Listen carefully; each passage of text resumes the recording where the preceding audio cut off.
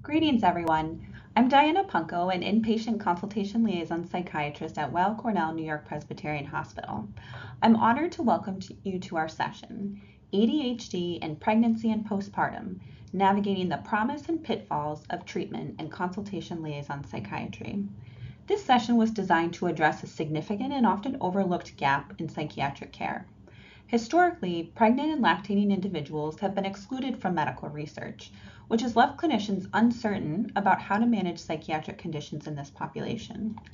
While recent efforts have expanded the data for mood, anxiety, and psychotic disorders, individuals with ADHD during the peripartum period remain underrepresented in studies, and clinical guidance remains sparse. Thus, our goal today is to equip generalists, consultation liaison psychiatrists with the tools and confidence to treat ADHD in pregnancy and postpartum using evidence-based strategies and collaborative care approaches. Before we begin, I'd like to share my disclosure. In the past 24 months, I have had no financial relationships with any ACCME-defined ineligible companies that could be considered a conflict of interest. We are fortunate to have a diverse speaker panel joining us today. You'll hear from Drs. Elizaeth Albertini, Erin Davidowicz, Courtney Kandler, and myself. Together, we represent 4 institutions and a range of career phases, backgrounds, and identities, including LGBTQ+ individuals, first-generation Americans, and those from various religious and cultural perspectives. We also want to acknowledge Dr. Allison Deutsch, who contributed content to this session during previous iterations. This is a pre-recorded general session as part of the Academy of Consultation Liaison Psychiatry's 2025 annual meeting held in San Antonio, Texas, under the theme Innovation in CL Psychiatry, Exploring the Promise and Pitfalls of New Approaches. We hope this session contributes meaningfully to that mission. ADHD, Attention Deficit Hyperactivity Disorder, is a prevalent condition that often persists into pregnancy and postpartum. Yet, treatment during these critical periods remains controversial. Clinicians must weigh the risks of medication exposure to the fetus or neonate against the risks of untreated or undertreated ADHD in the parent. Untreated ADHD can exacerbate comorbid mental health conditions and impair functioning, which presents significant challenges during the perinatal period. While recent studies on stimulant use in pregnancy are somewhat reassuring, there's still a lack of evidence guiding medication use during lactation. Today, we'll explore these complexities and offer evidence-based interdisciplinary approaches to care. By the end of this session, you'll be able to identify key symptoms of ADHD during pregnancy and lactation, along with common comorbidities, evaluate the risks and benefits of pharmacologic and behavioral interventions for managing ADHD in pregnant and lactating patients, and formulate evidence-based treatment plans that incorporate risk mitigation, behavioral strategies, and collaboration with obstetricians and other care providers. Our session is divided in 4 parts. Dr. Erin Davidowicz will begin with an overview of ADHD in pregnancy and postpartum. Dr. Elizaeth Albertini will then discuss treatment of ADHD during pregnancy. I'll follow with a focus on ADHD treatment in the postpartum and lactation period. Finally, Dr. Courtney Kandler will speak on interdisciplinary collaboration in managing ADHD across the perinatal period, then end with a summary and conclusion of the entire session. Without further ado, I'll turn it over to Dr. Davidowicz. We hope you enjoy our presentation. Hi, everybody. My name is Erin Davidowicz, and I am a CL attending and a perinatal psychiatrist at the Yale School of Medicine. I will be talking about ADHD and pregnancy and postpartum, and specifically, I will be giving an overview of ADHD in the pregnancy and postpartum period, addressing diagnostic challenges during these periods, and discussing co-occurring mental health conditions.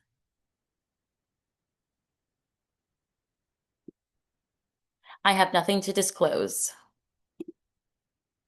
So first, I just wanted to start out by briefly introducing some statistics about general ADHD and then ADHD in women. So ADHD affects 3 to 7% of children, and it persists into adulthood in about 75% of affected females. 3% of adult women have a diagnosis of ADHD, and 4.4% of all birthing people, including those who identify gender diverse and those who are assigned female at birth, have a diagnosis of ADHD. Historically, there's been a significant underdiagnosis of ADHD in females, both in childhood and in adulthood. And there's a couple of reasons for this.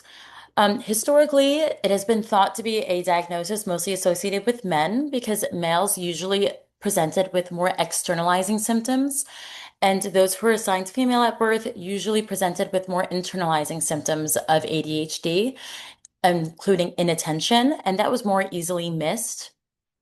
There's also comorbid mental health diagnoses in women that frequently contributed to misdiagnosis of ADHD in women and therefore an underdiagnosis of it in that population. ADHD in perinatal populations. So most women are diagnosed and treated with ADHD during their reproductive years if they are diagnosed with ADHD, and this has implications for pregnancy and postpartum. Of course, ADHD is a chronic condition affecting pregnancy and postpartum, and it is not episodic like major depressive disorder. Therefore, there is no perinatal ADHD diagnosis or no specific ADHD specifier for the perinatal period. But despite this, ADHD symptoms frequently become much more challenging during the perinatal period due to increased demands of pregnancy and parenting. So first, I just wanted to talk about the role of hormones in cognition. So estrogen and progesterone both are thought to play a key role in cognition, but I will be focusing mostly on estrogen today because it has a more direct relationship with cognition and dopamine. And this relationship will be carried through the presentation. So animal studies have demonstrated that estradiol has a large role in memory enhancement by stimulating synaptogenesis and inducing changes to neuronal structures to improve cognitive functioning. Clinical studies in which bilateral oophorectomies have been performed, which is bilateral removal of the ovaries, ultimately leading to what is called a surgical menopause, has led to a subjective cognitive decline in 6 months after this surgical menopause, therefore a significant decline in sex hormones, and with an increased risk for later life cognitive decline and dementia. And as we know, in menopause, there is a significant decline in estrogen, and that is associated with cognitive complaints, brain fog, and attention and memory deficits. I did just want to kind of focus in on the relationship between estrogen and dopamine because it is a pretty direct relationship. So dopamine is the primary neurotransmitter that is implicated in ADHD symptomatology and pathology. And estrogen has a direct effect on dopamine. It stimulates dopamine production and it reduces reuptake and degradation at the synapse.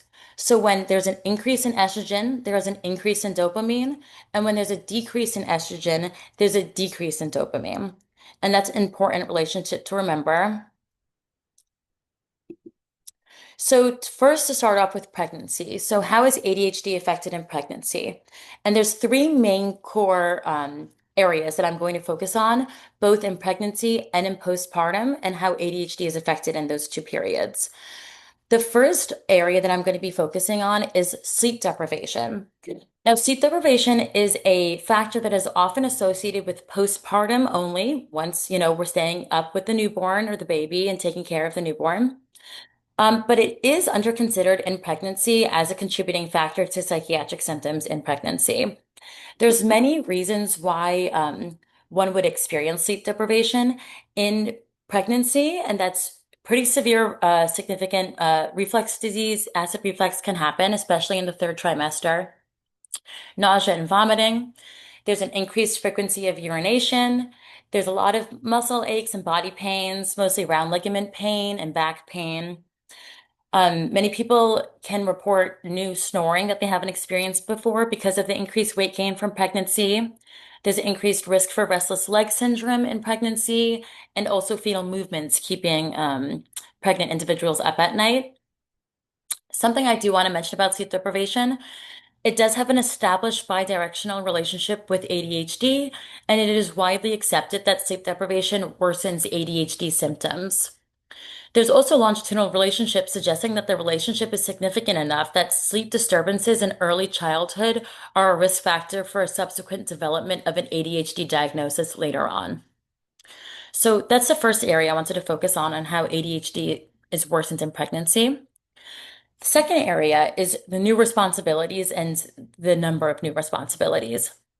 And this includes scheduling and attending prenatal appointments for the pregnant individual, learning about newborn care, preparing the home for arrival, and that includes both nursery and parents, safety, pets, and all of that, attending and scheduling childbirth classes, CPR classes, breastfeeding classes, and learning how to do all of those things.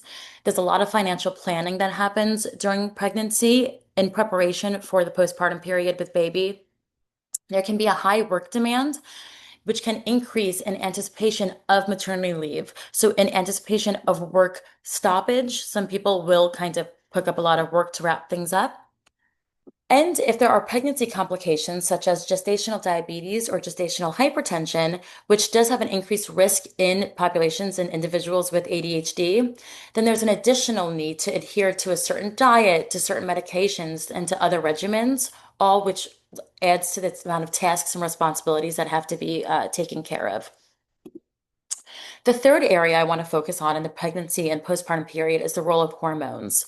So, interestingly enough, there's recent research that suggests the high estrogen environment during pregnancy may lead to high dopamine levels that actually may be protective for ADHD symptoms.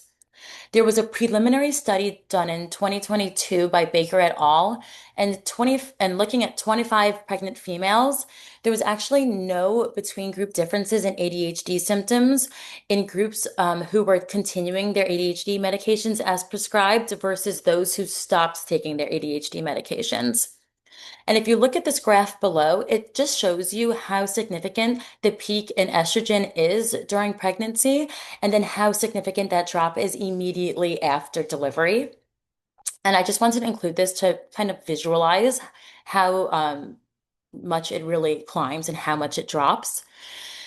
However, even though this is kind of a newer thing that has been shown, this and is being researched, this must be carefully considered on an individual basis, on a case-dependent basis, while also considering the background increased risk for ADHD symptoms to worsen in pregnancy due to the many other factors we spoke about, which include sleep deprivation and increased responsibilities. So this is just something I wanted to include, but clinically it's still important to consider this as a significantly high risk period for ADHD symptoms. Shifting gears to the postpartum period. So when looking at hormones and ADHD and postpartum, if we look at that graph again, there's a significant drop in estrogen and progesterone immediately after delivery. That immediate drop in estrogen leads to low dopamine levels, and this leads to a significant exacerbation of ADHD symptoms. As we know, low estrogen leads to low dopamine. This specific drop in estrogen and progesterone, sex hormones, is associated with the increased depression and anxiety that is also seen in the postpartum period. And having worsening depressive and anxious symptoms and other mental health comorbidities associated with hormonal fluctuations is seen in other diagnoses, such as menopause and premenstrual dysphoric disorder. To continue talking about why does ADHD worsen in the postpartum period, I'm going to bring it back to those three areas we just touched on in the pregnancy period. So first we have hormonal shifts. We just talked about that, but a significant decline in estrogen leads to a low dopamine environment and ADHD symptoms worsen. We also have sleep deprivation in the postpartum period. Many would argue it's much worse in the postpartum period. And this exacerbates ADHD symptoms, leading to worsening inattention, hyperactivity, and impulsivity.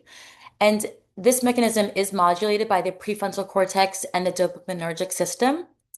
And then the third area that would explain worsening ADHD symptoms in this period is increased demands and responsibilities.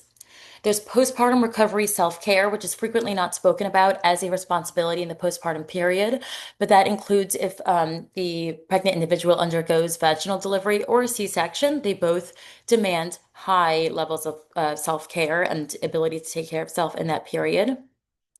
24/7 feeding and soothing of the newborn, scheduling all newborn appointments, educating and learning new skills.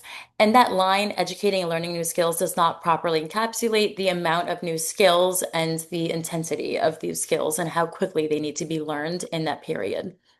Something else I just want to note under the increased demand section is that there's a lot of psychosocial demands and changes in relationship dynamics, significant role transitions at home, and significant identity shifts into parenthood and in relationships and families. And all of those things can create new responsibilities and be new things to learn. So I do want to speak about ADHD and comorbidities in the postpartum period, since the postpartum period is such a high risk time. Of course, we know in postpartum, there is an increased risk for comorbid mental health conditions, and this includes postpartum depression, postpartum anxiety, postpartum OCD, and postpartum psychosis. Of course, all of these mental health conditions in this period are influenced and contributed to by the role of sex hormones, psychosocial changes, and cortisol-mediated stress responses that occur in the postpartum period and has a role in all of the development of this high-risk time. And there are several diagnostic challenges with postpartum ADHD that I wanted to speak about. The first one is this concept of unmasking ADHD. So if somebody comes in with new ADHD symptoms in postpartum period, that doesn't necessarily mean it's a new ADHD diagnosis, but it could mean that their ADHD is being unmasked. So because ADHD is underdiagnosed in women, this is something that could happen, this unmasking of like a previously undiagnosed ADHD. And the new intense demands of postpartum can overwhelm a pre-existing coping mechanism for undiagnosed ADHD. There's a constant need for organization, time management, emotional regulation, and all of those could be previously manageable symptoms that are now becoming debilitating in a very overwhelming situation. And something else I just wanted to mention for diagnostic challenges. So there's a lot of overlapping symptoms with postpartum ADHD and with the expected postpartum cognitive challenges that come from significant hormonal shifts, sleep deprivation, increased demand, and psychosocial changes. And I do just want to touch on when differentiating between postpartum ADHD and just the expected postpartum cognitive changes that are expected to happen in the postpartum period. For those expected changes, they would be more situational and more temporary, and they would be more likely to improve as the underlying cause is addressed, such as when sleep loss is addressed. If there's one good night of sleep, maybe those symptoms would abate a little bit. The symptoms would be disruptive, but would not impair multiple areas of life in the same pervasive way as a true postpartum ADHD. The symptoms would improve with normalizing hormone levels over time.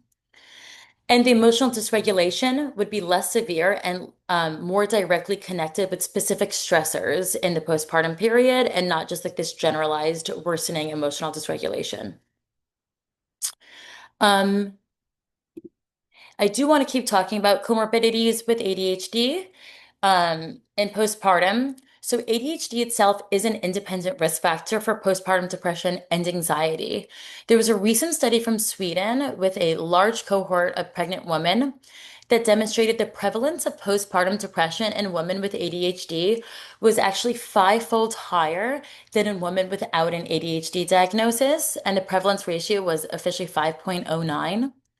And something similar was seen with postpartum anxiety. The prevalence of postpartum anxiety among women with a diagnosis of ADHD was fivefold higher as well, as compared to the group of women without an ADHD diagnosis. And the prevalence ratio for that was 5.41.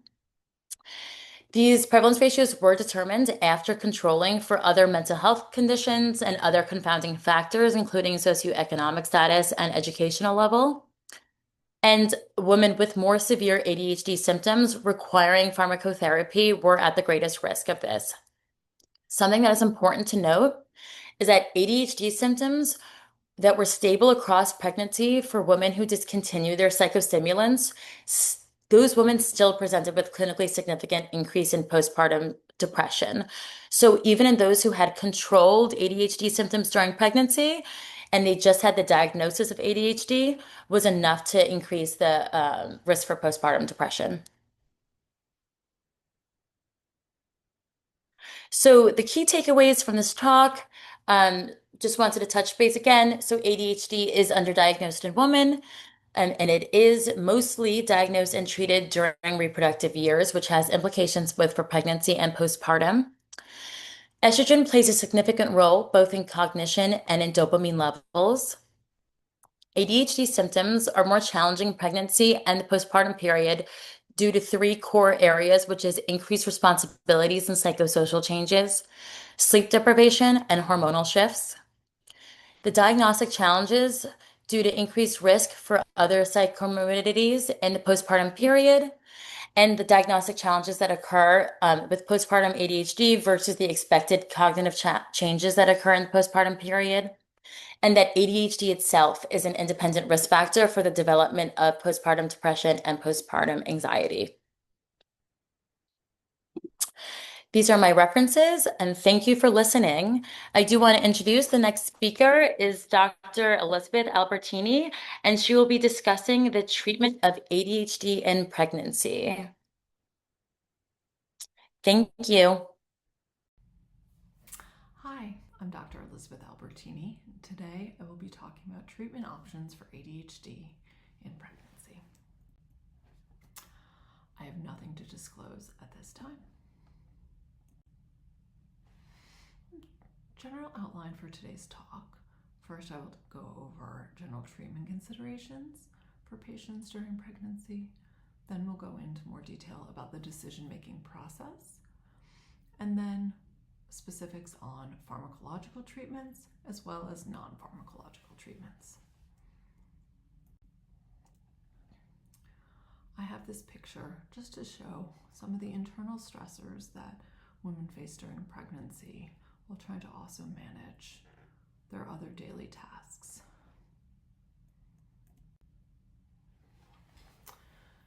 General treatment considerations for patients really want to focus on individualized treatment planning for our patients, talking to them about how to minimize the risk of worsening symptoms during their pregnancy and postpartum. And the best way to do this is really to start prior to their pregnancy with preconception counseling, as this can help patients come up with a strategy and understand the risk of untreated or poorly treated ADHD. I like to focus on psychoeducation, psychotherapy, as well as self-management and coaching techniques, helping patients engage support systems as well as other treatment providers, and then addressing lifestyle factors such as work environment, daily stressors, diet, exercise, and of course sleep. And then for patients with more moderate to severe symptoms, we will speak about pharmacology and how to monitor ongoing symptoms during pregnancy and postpartum.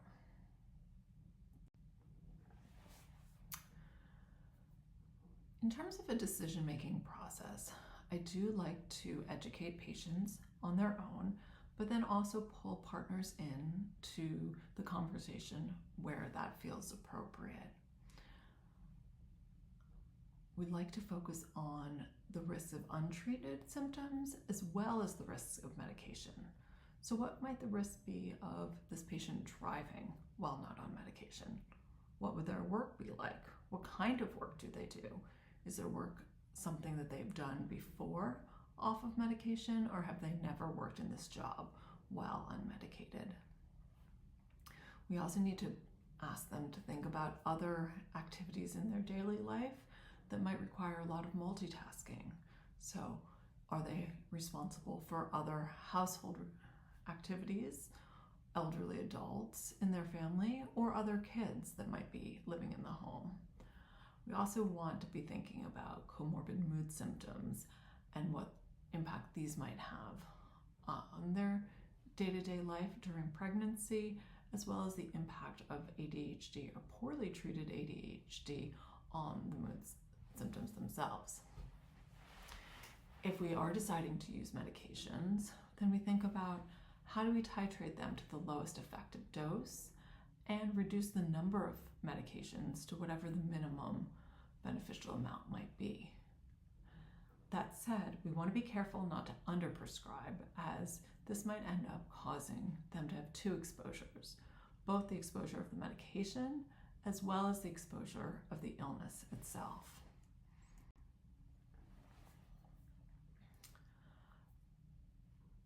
This graph from the Schoten article I find to be helpful just in terms of breaking down how I like to think about the decision-making process for patients. So for somebody who has more mild to moderate symptoms of ADHD, we might be able to focus on psychoeducation, different types of self-management and coaching, as well as psychotherapies such as CBT, mindfulness-based interventions, and DBT to manage their symptoms during pregnancy. For somebody with more moderate to severe symptoms, however, we might still offer all the above treatment options, but they may also require pharmacology, whether that's stimulants or non-stimulant medication. So let's talk about stimulants for a moment. Some of the potential concerns came from the initial studies, which were quite poor in quality. These looked at illicit stimulant use or other comorbid nicotine or alcohol use when they were trying to extrapolate for controlled stimulant use and managing symptoms in our patient population. As you can imagine, the outcome in these studies were more concerning. Newer studies that are meta-analysis studies, outcome studies from large population databases that we have are better controlled for confounders and really help us focus more on what were thought to be outcomes related to the vasoconstrictive effects on placental perfusion. So things such as hypertension, preeclampsia, small for gestational age in newborns or in the developing fetus, as well as premature delivery. We also, as with all medication during pregnancy, look at things such as congenital malformation outcomes, neonatal adaptation syndrome, or other longer-term neurocognitive outcomes. The most commonly prescribed medications during adulthood are amphetamine, dextroamphetamine mixed salts. Given this, we really do want to focus on the studies that have looked at these mixed salt use during pregnancy.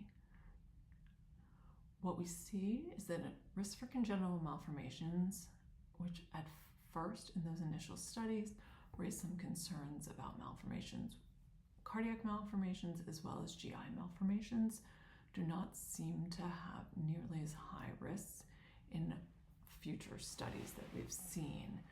So we do not see an increased risk for cardiac malformations.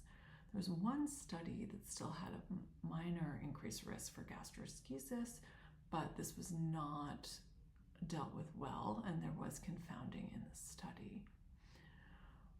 Additionally, focusing on fetal size and weight is very important given some of those initial studies.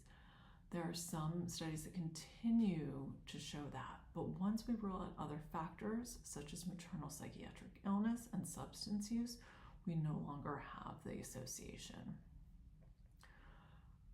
As for maternal hypertension, there does seem to be a small increased risk of hypertension and risk for preeclampsia.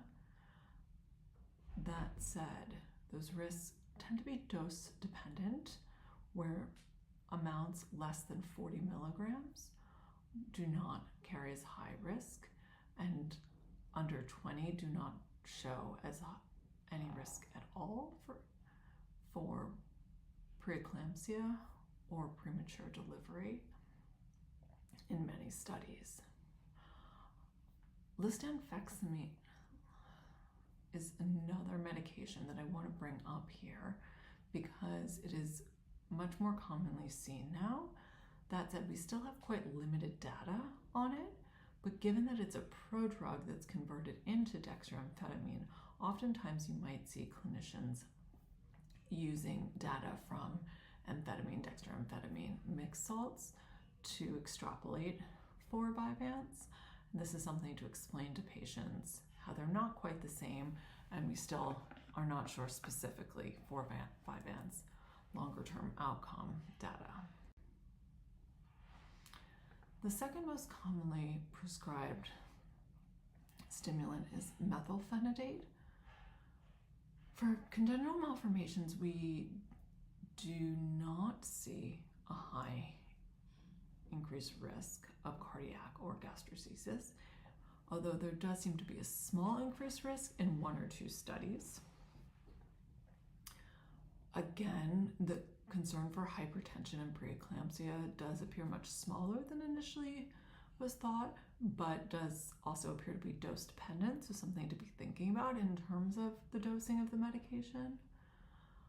We do not see a huge impact on birth weight or premature delivery, and see a small risk of poor neonatal adaptation, again in patients who have higher dosing, and this might cause an increased NICU admission in that same population.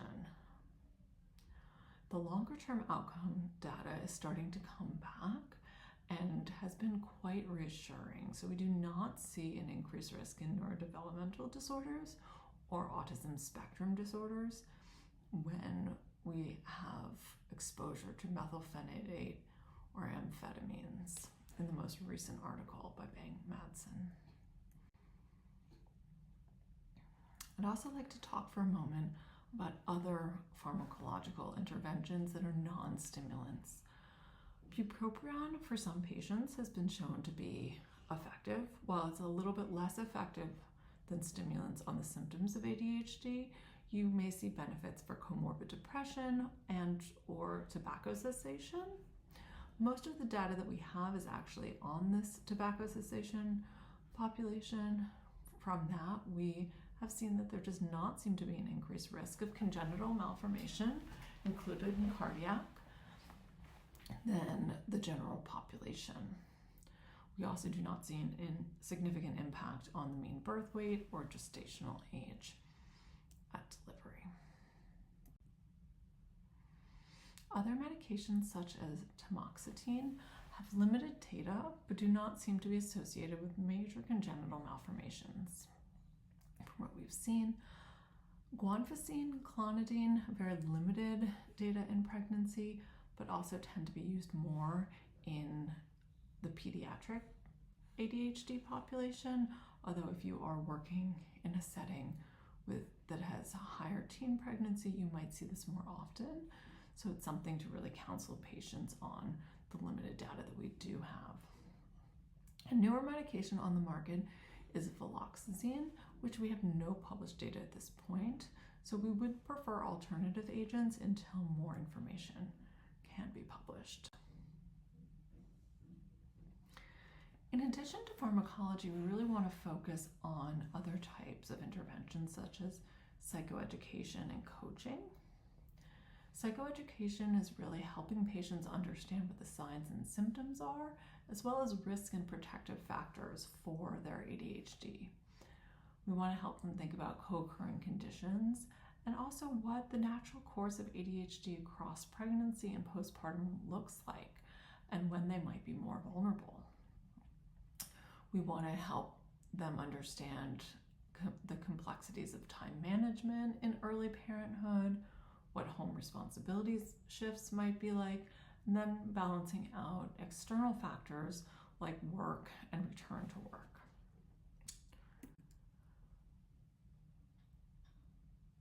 Thinking about psychoeducation and coaching, we don't have specific data for pregnant population, but we have lots of data for the adult population who have ADHD, and have seen that coaching and executive function coaching has a lot of benefit on patients for ADHD. So this would include things like time management techniques, helping patients establish routines and structures in their day, as well as coming up with calendars and lists, and even setting of timers to help them be more aware of time passing.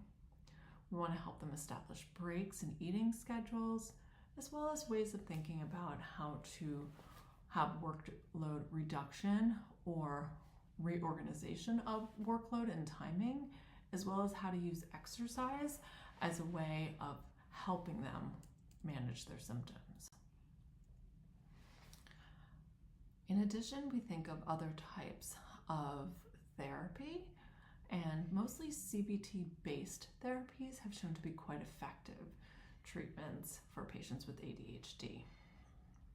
So for CBT, we can treat both the symptoms of ADHD as well as comorbid symptoms of anxiety and depression. There have been shown benefits for individual CBT as well as group-based formats, which might be very beneficial in this patient population. We can also think about mindfulness-based therapy. This has been shown to have benefits for inattention, emotional regulation, as well as executive function and overall quality of life in adults with ADHD. For new parents, this can help them focus on self-compassion, parental self-efficacy, and self-awareness. Additionally, there has been shown benefits for DBT in this patient population. These skills could be focused on emotional regulation, distress tolerance, interpersonal communication effectiveness, as well as mindfulness strategies. So, pulling it all together, in preconception, this is really the best time to start addressing a plan with our patients. We want to help talk to them about whether or not they want to continue their stimulant and whether or not this would be a good time to start a gradual discontinuation of medications if they want to understand how their daily functioning might be impacted off of their medications. That way, if they're unable to discontinue their medications, they can continue their medication but reduce it to the lowest effective dose, as well as considering whether intermittent use or switching to a non-stimulant option may be of benefit to them. This is also the best time to help a patient engage in the risk-benefit discussion, as well as including their partner in planning for what will happen over the course of the pregnancy and postpartum. During their pregnancy itself, if they're taking a stimulant, we really want to make sure that the patient has full opportunity to discuss the risk benefits of continuing their medication, as well as their dose and intermittent use. We also want to make sure that they are monitored carefully during pregnancy for any worsening symptoms or improvement in symptoms, as well as things like fetal growth, blood pressure checks, and ensuring appropriate weight gain in both the patient as well as the neonate.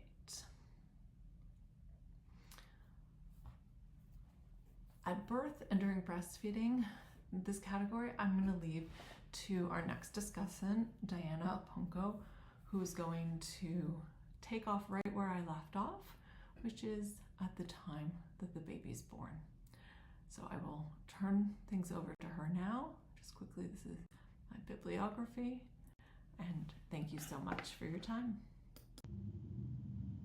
Hello, it's Diana again. I hope you are enjoying our session so far. I wanted to start by providing a bit more on my background and experience in this area. I completed fellowship in Consultation-Liaison Psychiatry at Massachusetts General Hospital, after which I worked as the embedded psychiatrist at MGH's Hope Clinic, which treats pregnant and parenting people with substance use disorders. There, I evaluated and managed perinatal patients with comorbid psychiatric conditions. A common presentation I encountered was individuals with ADHD and stimulant use disorder. During my 4 years at MGH, I was fortunate to be involved with the Center for Women's Mental Health and learned a lot from Lee Cohen, Marlene Freeman, and Allison Baker. As I mentioned before, I'm now an inpatient sales psychiatrist at Weill Cornell, where I maintain a practice of seeing obstetrical patients for consultation at our affiliated Alexandra Cohen Hospital for Women and Newborns. Again, I have no relevant disclosures to report. Now we will transition to treatment of ADHD in the postpartum period and lactation, focusing on the safety of medications during breastfeeding, as well as strategies to support maternal functioning. You will find that many of the general treatment considerations and decision-making principles discussed by Dr. Albertini for pregnancy continue to apply after delivery. I will thus avoid repeating content that she covered and instead will focus on unique features of the postpartum and lactation. I hope by this point you have been convinced that ADHD is prevalent in people of childbearing potential and an important area of concern. Symptoms of ADHD often intensify during the postpartum period. This phase introduces heightened demands on executive functioning. These challenges are compounded by the physiological and psychological changes that occur postpartum. Sleep deprivation can exacerbate ADHD symptoms, and hormonal fluctuations, particularly the sharp decline in estrogen and progesterone levels following delivery, may further impair cognition and mood stability. Additionally, the transition to motherhood involves significant identity shifts and role changes, which can divert attention from other life domains and increase stress. Notably, parents with ADHD have been found to experience greater parental distress in the first year postpartum than new parents without ADHD. These factors collectively underscore the need for targeted support and treatment strategies for individuals with ADHD during the postpartum period. When determining an appropriate treatment plan for ADHD in the postpartum, one of the most important considerations is the risk to both the mother and infant of untreated or inadequately treated maternal ADHD. Exacerbation of comorbid mental health conditions is common. Specifically, mothers with ADHD are 5 to 6 times more likely to develop postpartum depression and anxiety. These comorbidities can compromise maternal-infant bonding and elevate the risk of substance use. Children of mothers with peripartum depression have an increased risk of ADHD symptoms, which may account for some of the intergenerational transmission of ADHD symptoms and behavioral difficulties.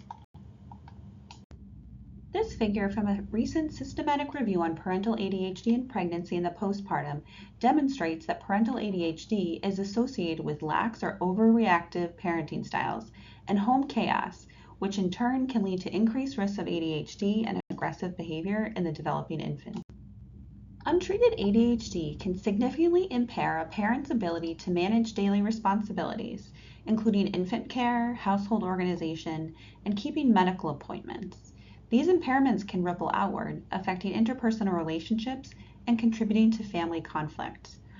Occupationally, the challenges are equally significant.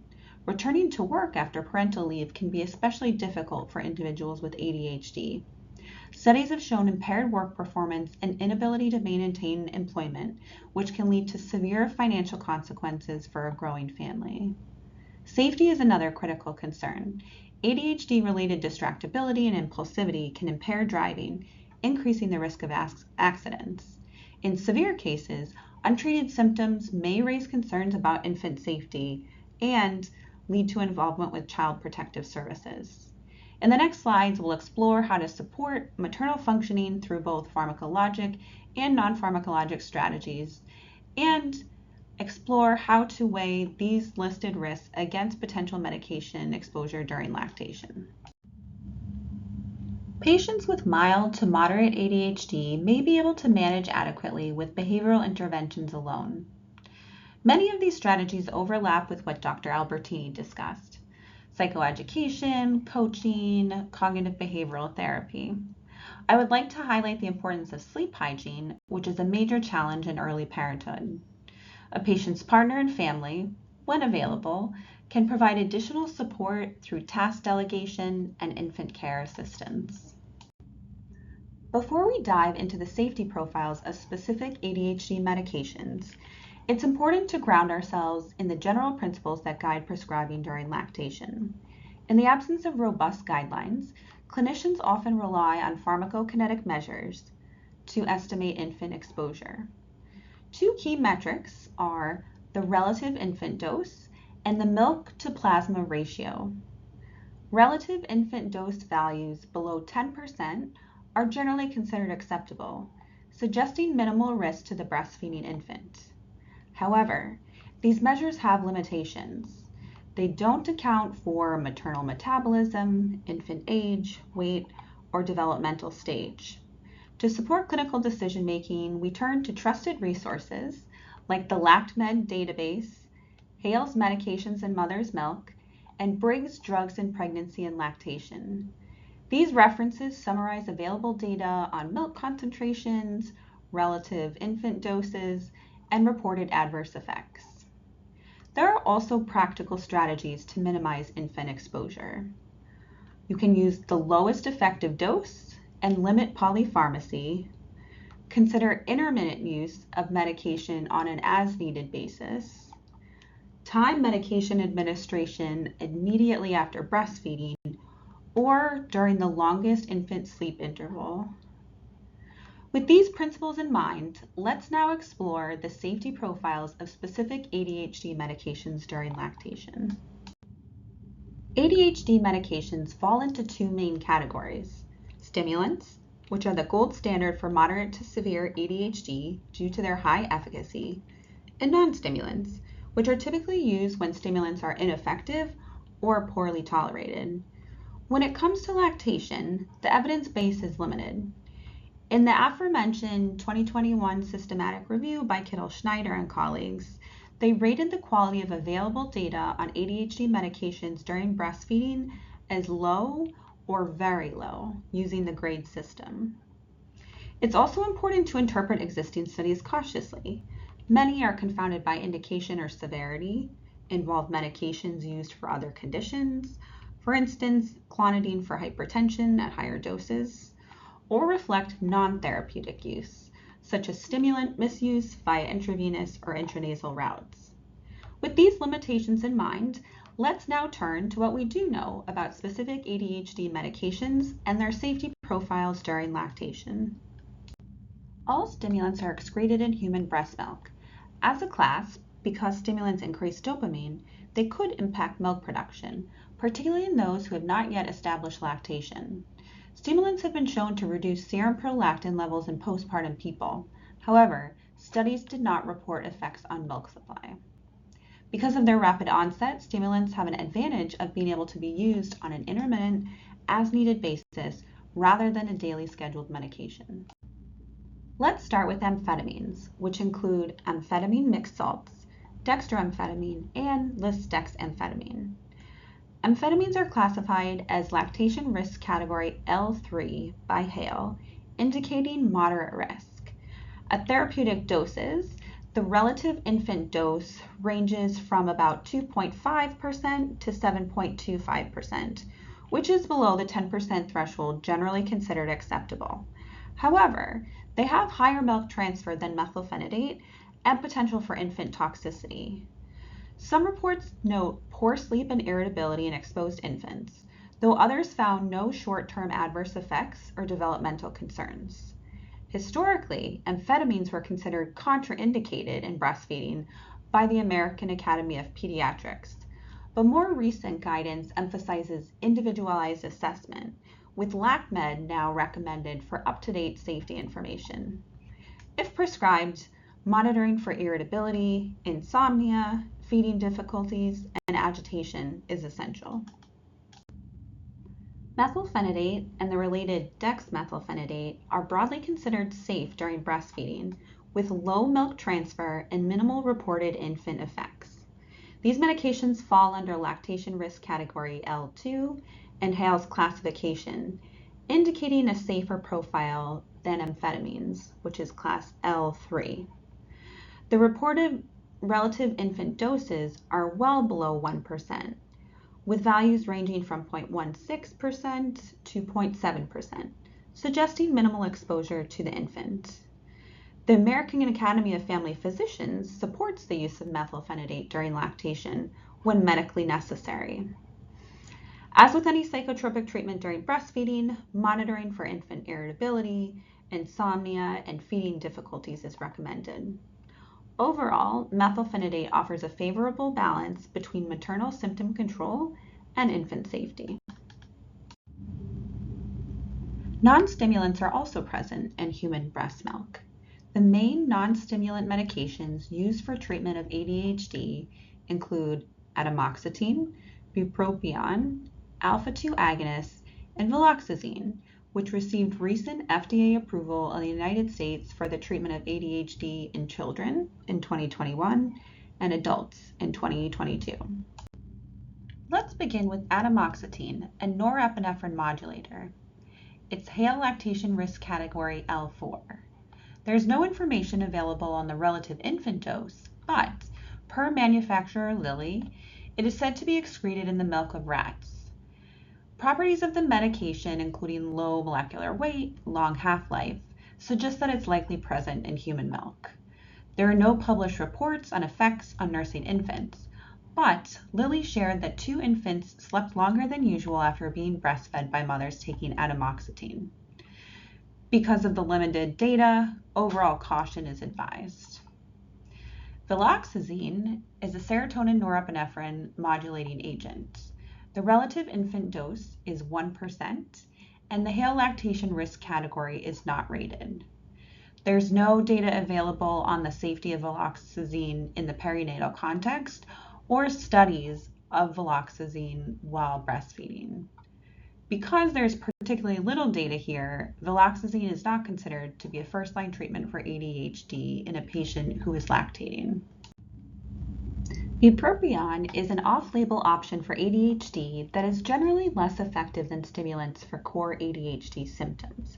However, it can be a valuable choice for patients with comorbid depression or those seeking pharmacologic support for smoking cessation. Bupropion is classified as lactation risk category L3 by Hale, indicating moderate risk. It has low milk transfer with relative infant dose ranging from about 0.1% to about 2%. Most reports show no adverse effects in breastfed infants, but there have been 2 case reports of seizures potentially linked to bupropion exposure via breast milk. Because of this, caution is advised, and close monitoring is essential. Recommended monitoring includes watching for vomiting, diarrhea, jitteriness, sedation, and seizures. Despite these concerns, bupropion is emerging as a preferred non-stimulant option for breastfeeding mothers when stimulants are not suitable, though individualized risk-benefit assessment remains critical. Alpha-2 agonists are not commonly used in lactation for treatment of ADHD. In terms of efficacy, guanfacine has been shown to beat placebo in adults with ADHD, whereas there are no randomized controlled trials on the use of clonidine for the treatment of ADHD in adults. Back to guanfacine, its Hale lactation risk category is not rated. There's no information on the relative infant dose, no published studies of guanfacine while breastfeeding, and it might decrease serum prolactin levels, interfering with lactation. For clonidine, we have more information on it from its use as an antihypertensive, at doses typically higher than when used for ADHD. It is Hale lactation risk category L3. The relative infant dose ranges from 0.9 to 7.1, with clonidine having a higher concentration in breast milk than human milk. There is 1 case report of a clonidine-exposed infant with hypotonia, drowsiness, episodes of apnea, and seizure-like episodes. As we finalize the treatment plan, it's important to consider additional factors that may influence clinical decisions. First, assess any fetal exposure during pregnancy, especially if the infant may be at risk for neonatal adaptation syndrome. Theoretically, continued maternal use of a medication while breastfeeding could mitigate risks for an infant exposed in utero, although this has not been shown in studies. You may be tempted to switch from a medication used in pregnancy to a different medication in the postpartum period due to a more favorable safety profile when used in breastfeeding. But switching medications introduces an additional exposure to the fetus infant and risks inefficacy compared with what has worked in the past. Evaluate the severity of ADHD, review any prior medication-free trials. Questions like whether the patient has previously functioned without medication or experienced driving difficulties when untreated can help guide decisions. Don't overlook maternal comorbidities, including psychiatric conditions and medical issues such as hypertensive disorders of pregnancy, which may influence medication choice. Finally, consider the patient's return to work timeline and parental leave duration, as these factors may affect the urgency and intensity of treatment needed. In the immediate postpartum period, treatment planning should be flexible and responsive to maternal recovery and infant needs. During the first 1 to 2 weeks, the focus is on rest and bonding, and some patients may choose to defer medication. Around week 3, short-acting stimulant formulations can be introduced to enable naps for mom and time dosing after breastfeeding or during the longest infant sleep interval. As baby sleep patterns stabilize, patients may transition to extended-release or long-acting formulations. If medication was stopped during pregnancy, resuming treatment soon after delivery may be appropriate, although caution is needed due to potential changes in drug metabolism. For those returning to work around 12 weeks postpartum, dose adjustments or formulation changes may be necessary. Ongoing monitoring is essential to ensure safe and effective ADHD treatment during the postpartum period. Maternal symptoms should be tracked using tools like the Adult ADHD Self-Report Scale, with attention to mood and functioning. Infants should be monitored for signs of irritability, insomnia, feeding difficulties, and developmental progress, including weight gain and milestone achievement. Available data suggests normal growth and development with methylphenidate and bupropion, but vigilance is key. Medication regimens may need adjustment based on maternal response and infant tolerance. Close collaboration with pediatricians and obstetricians supports comprehensive care. As we wrap up, here are some final thoughts on treatment planning. There's no universal recommendation regarding breastfeeding. Some patients may delay medication, others may choose not to breastfeed, and many will seek ways to minimize infant exposure while continuing treatment. Our role is to support shared decision-making, balancing the risks of untreated ADHD with potential medication exposure. This requires a thoughtful risk-benefit assessment, taking into account pharmacokinetics, maternal health status, and infant characteristics. For mild to moderate symptoms, behavioral interventions may be sufficient. When medication is needed, using the lowest effective dose and timing around breastfeeding can help reduce exposure. Finally, multidisciplinary collaboration is key, along with ongoing monitoring to ensure safety and efficacy. Treatment should reflect the patient's values, clinical needs, and life context. You may be curious about what is currently done in practice. Recent data from Denmark shows that postpartum ADHD treatment varies widely. In a large cohort study, nearly 18% of women initiated ADHD medication after delivery, and another 17% resumed treatment that they had paused during pregnancy. These patterns suggest that the postpartum period is a critical window for reevaluating ADHD care. Women who continued or started medication postpartum often had more severe symptoms or additional psychiatric comorbidities. Similar findings from Sweden and Norway reinforce that postpartum initiation is common, highlighting the importance of a tailored, patient-centered approach to treatment during this time. Recent studies offer reassurance about in utero exposure to ADHD medications. but data on long-term safety during lactation remains sparse. Most available evidence comes from small case reports, and major organizations like the American Psychiatric Association have yet to issue formal guidelines. To improve care, we need prospective studies and greater inclusion of lactating individuals in research to inform safe, effective treatment strategies. Catherine Bang Madison, a Danish researcher and author of many of the references used in this presentation, recently released a commentary calling for clinical guidelines for pregnancy and ADHD medications. I hope they include breastfeeding and lactation as well. In summary, ADHD symptoms often worsen postpartum due to hormonal shifts, sleep disruption, and parenting demands.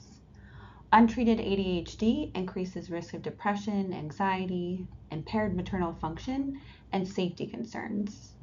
Individualized, multidisciplinary care is critical for safe and effective treatment. Non-pharmacologic strategies, such as CBT, coaching, and sleep hygiene, remain essential. Therapeutic use of stimulant and non-stimulant medications may be compatible with breastfeeding and lactation with careful consideration. Monitor maternal symptoms and infant development. Adjust treatment as needed. And lastly, evidence gaps persist. More research and clinical guidelines are needed to optimize care of ADHD in postpartum and lactation. Here's a list of resources and links that I hope you find helpful. This is a list of selected references from my talk. Those highlighted in bold are especially high yield. I appreciate you listening. Please reach out with any questions at the email address listed on the slide. Next up, we have Dr. Courtney Kandler discussing innovative interdisciplinary collaboration in management of ADHD in pregnancy and postpartum.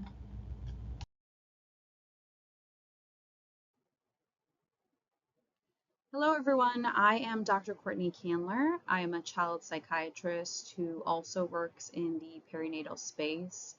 I am a military physician. I work out of Tripler Army Medical Center.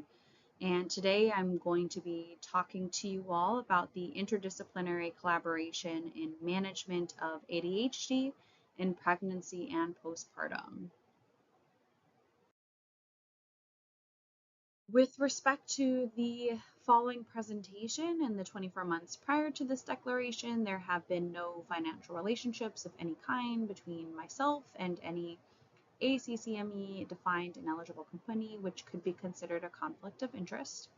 Additionally, the views expressed in the presentation are those of myself and my colleagues and do not necessarily reflect the official stance of the DHA, Department of Defense, or the US government.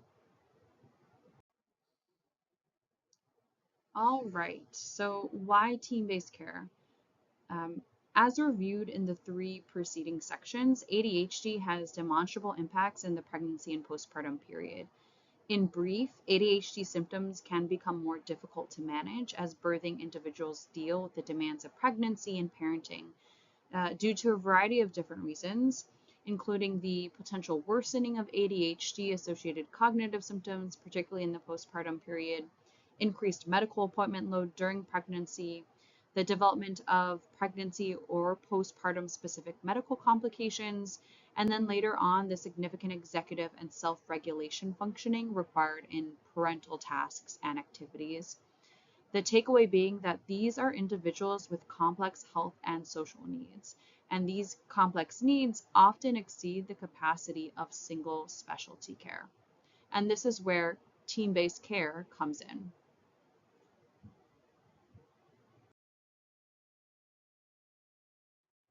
So what can team-based or interdisciplinary care offer here?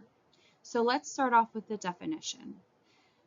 Interdisciplinary care or interdisciplinary teams consist of professionals from multiple disciplines, in our case, likely psychiatry, OB-GYN, and pediatrics, who hold equal status and work in an interdependent, patient-centered manner.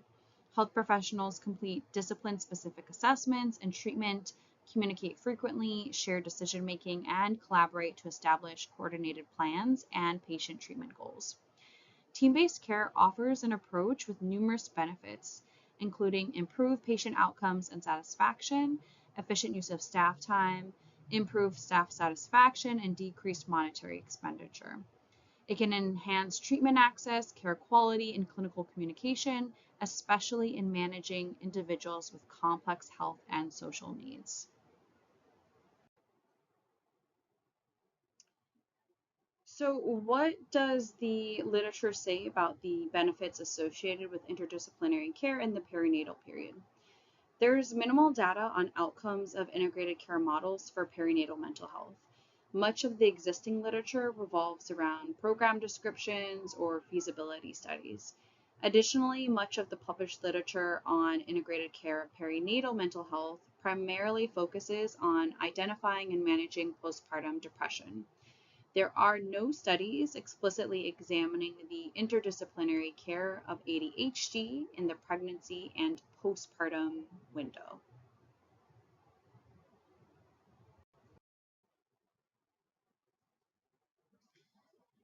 So what do we know from this mostly postpartum depression-based data? So most studies that did present outcomes data focused on screening rates, access to follow-on care, changes in depressive symptoms, and patient-provider satisfaction with the initiative. Generally, patients and providers tended to be more satisfied with the integrated care model. Patients tended to be more frequently screened and have better attendance to mental health care services compared to care as usual. Additionally, most studies demonstrated improvements in patients' depressive symptoms over the course of the intervention compared to care as usual. So the takeaway here is, given the data that we do have, we must consider leveraging these best practices from the integrated care of postpartum depression and apply them to the unique challenges of managing ADHD within this space.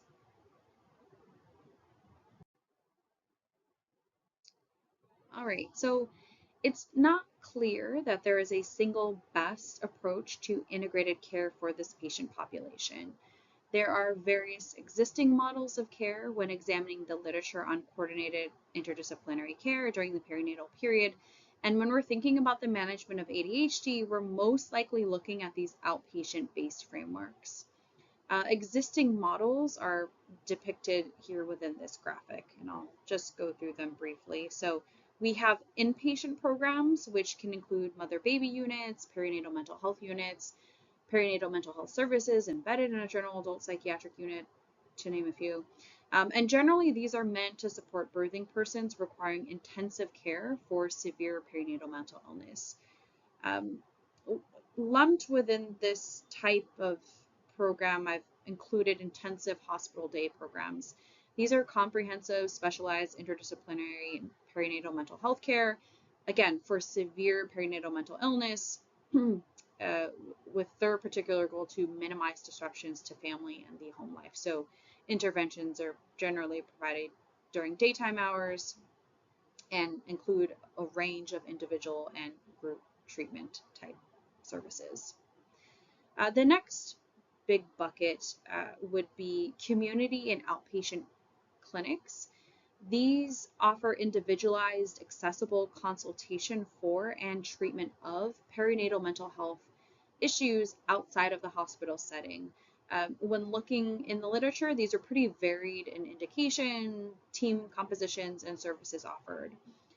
The main theme was that this separate space that offered consultation and treatment. The next bucket would be these collaborative care frameworks. These are generally multi-professional approaches to comprehensive and coordinated perinatal mental health care. Themes typically involved systematic perinatal mental illness screening at a maternity or primary care site, and then subsequent connection to a perinatal mental health specialist if needed. Or it involved integration of a mental health clinician co-located into that existing maternity community or primary care clinic.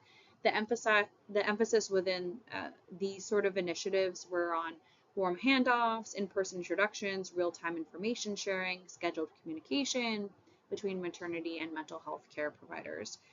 These tended to be pretty varied in the interventions used as well. And then the last bucket would be these stepped care frameworks, where the intensity of the intervention is matched to individual care needs, such that screening informs the initial step, so that low intensity interventions like peer support, self-help are offered to start, and then progressively more intensive interventions are offered as needed. So moderate intensity might include things like psychotherapy, counseling, pharmacotherapy, and then high intensity, we're thinking more like those day treatment programs or inpatient hospitalizations.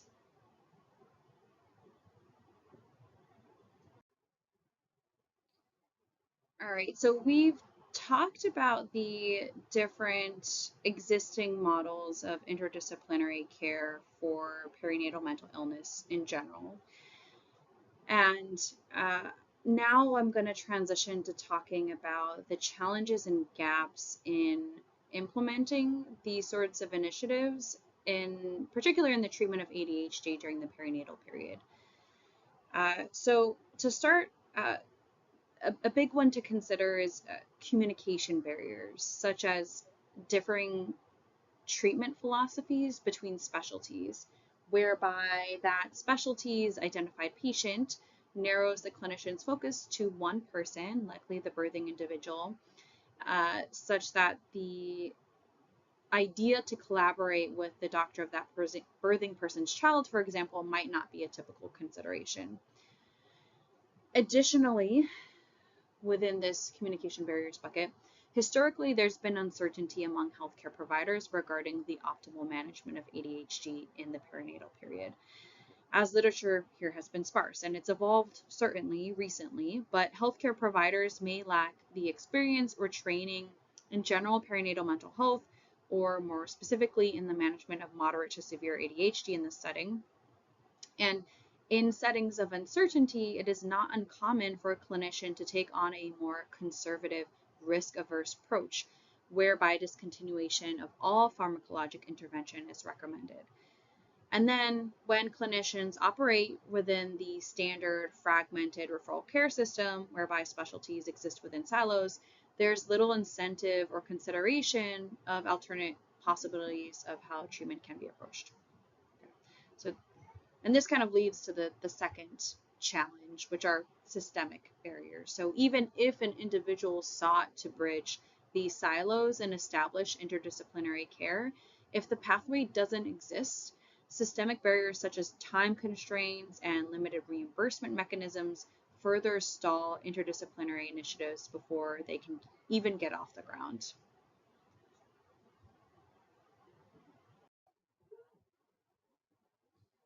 All right, so additional challenges here are the underdiagnosis of ADHD just in general. So as mentioned in the first section of this presentation, prevalence of ADHD in adult women is 3.2% and 4.4% among gender diverse adults. It's estimated that fewer than 20% of ADHD adults are accurately diagnosed and treated. So if we are not recognizing adult ADHD, we cannot treat adult ADHD, regardless of the setting that we are in. And then the last big challenge is the existing health disparities for underserved populations. So I'll go through a few examples. Within the LGBTQ plus population, for example, sexual minority cis women are more likely to experience adverse pregnancy outcomes and lack comprehensive perinatal care. They also tend to report greater stress during pregnancy. Within ethnic and racial minority space, we see increased prevalence of postpartum depression and anxiety in non-Hispanic Black and Hispanic individuals, as well as reports of decreased frequency and quality of mental health assessments during pregnancy, attributed to poor communication regarding the purpose of the assessment and then inadequate follow-up. For Asian American and Indigenous women, we see decreased likelihood of utilizing mental health services compared to women of other ethnic backgrounds. And then for rural dwelling patient populations, we know that the identification and treatment of mental health issues largely depends on hospital and health facility infrastructure. However, rural health facilities have been closing rapidly. So between 2004 and 2018, 12% of rural counties in the US lost access to obstetric services due to hospital and maternity ward closures.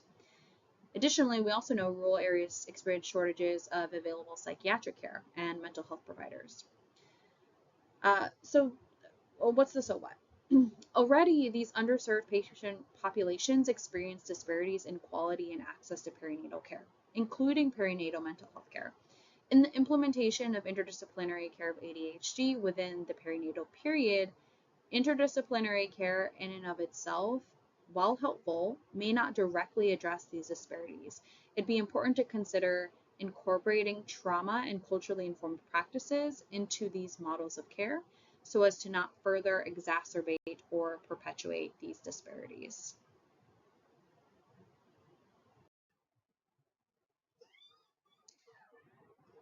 All right, so here are some recommendations for the implementation of interdisciplinary care and the management of ADHD during perinatal period. So could you consider standardized screening for ADHD? We typically see screening for postpartum depression, anxiety via the EPDS or PHQ-2 or 9, or even substance misuse, perhaps via the TAPS. Could you incorporate screening for ADHD via the ASSRS or the adult ADHD self-report scale?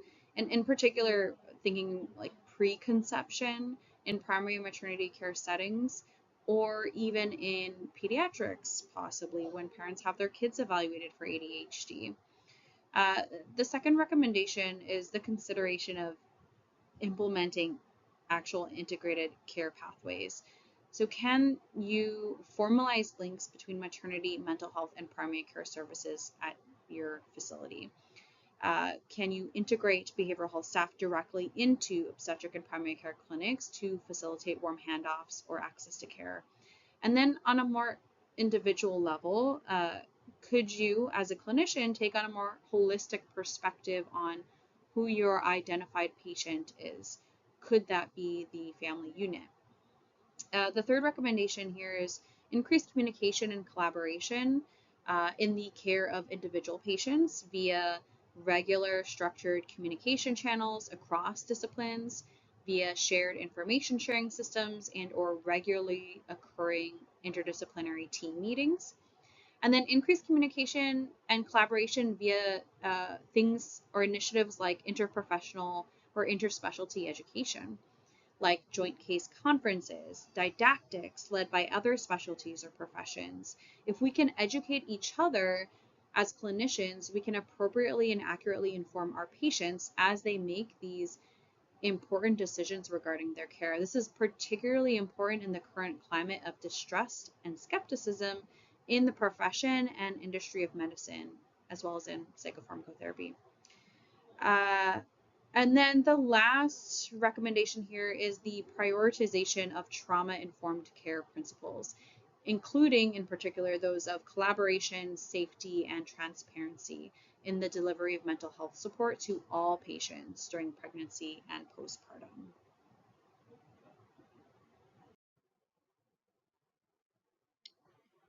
All right, so that concludes this section on interdisciplinary care of the ADHD patient in the perinatal period. These are my references.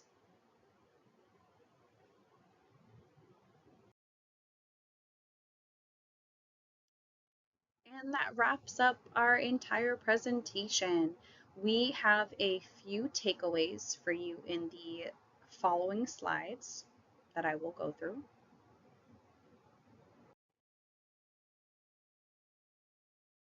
So first, as reviewed, estrogen plays a key role in cognition and has a direct effect on dopamine levels. ADHD symptoms in both pregnancy and postpartum are affected by a triad of hormonal shifts, sleep deprivation, and significant changes in psychosocial roles and responsibilities. Management of ADHD during pregnancy should be personalized to the patient with attention paid to the role of psychotherapy, coaching, psychoeducation, as well as medication. And the management of ADHD in the postpartum requires recognition of numerous factors with potential to impacting symptoms, including hormonal changes, sleep deprivation and disruption, new roles and parental responsibilities, and more. And then both stimulant and non-stimulant medications can be compatible with breastfeeding and lactation in conjunction with non-pharmacologic treatments with careful consideration. And then interdisciplinary collaboration is a means to optimizing care for this patient population. And let this be a call to action. Advocate for system level changes to establish formalized integrated care pathways that view the birthing individual and their family as the identified patient.